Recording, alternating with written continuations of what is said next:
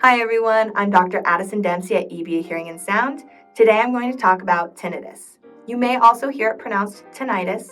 Tomato, tomato, whichever way you choose to say it, it's annoying no matter what.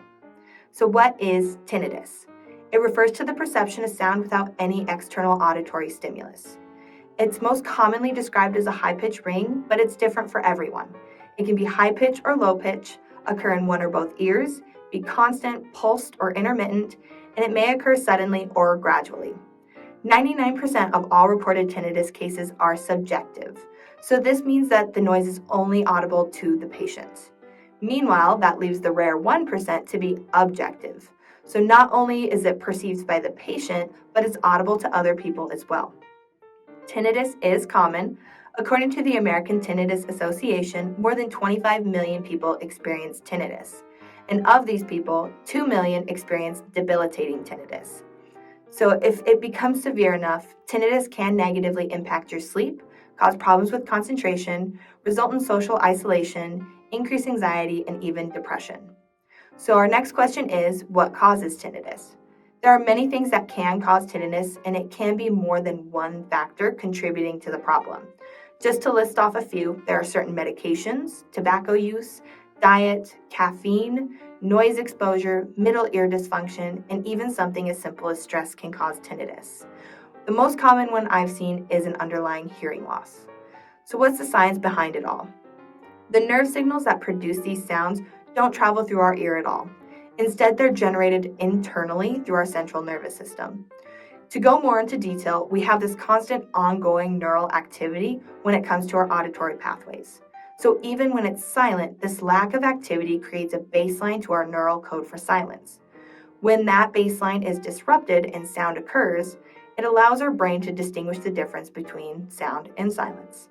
However, the more birthdays we have or after significant noise exposure or exposure to ototoxic medications, our hair cells in our cochlea become damaged or die off. With fewer cochlear cells relaying information to the brain, these incoming sounds generate a weaker nerve signal. To better compensate for this loss, our brain begins to send more energy to the hearing pathway by increasing the background neural activity. The brain has good intentions, it wants to provide a clearer signal. However, by doing so, it can also modify the baseline for silence enough so the lack of sound is no longer quiet. The nerves begin to overfire spontaneously and unregulated, and it's this overactivity that causes the perception of tinnitus. And I know I rattled off some gibberish, so just to simplify things further for you, tinnitus acts as an alarm system. It's saying that there's something going on in our auditory system that is not right and it needs to be fixed. So how do we turn the alarm system off? Everyone always hopes for a little pill that'll make the tinnitus go away. I hate to be the bearer of bad news, but there is no known cure for tinnitus. However, there are ways that we can better manage it. More often than not, if the underlying disorder is treated, the tinnitus will typically lessen or go away. Since hearing loss is typically the underlying disorder, hearing aids can help boost the auditory signal and stimulate the nerve like it should be, making the alarm lessen or turn off completely. A hearing aid can also double as a tinnitus masker, meaning it can help cover up and distract you from the sounds that you're hearing in your ears.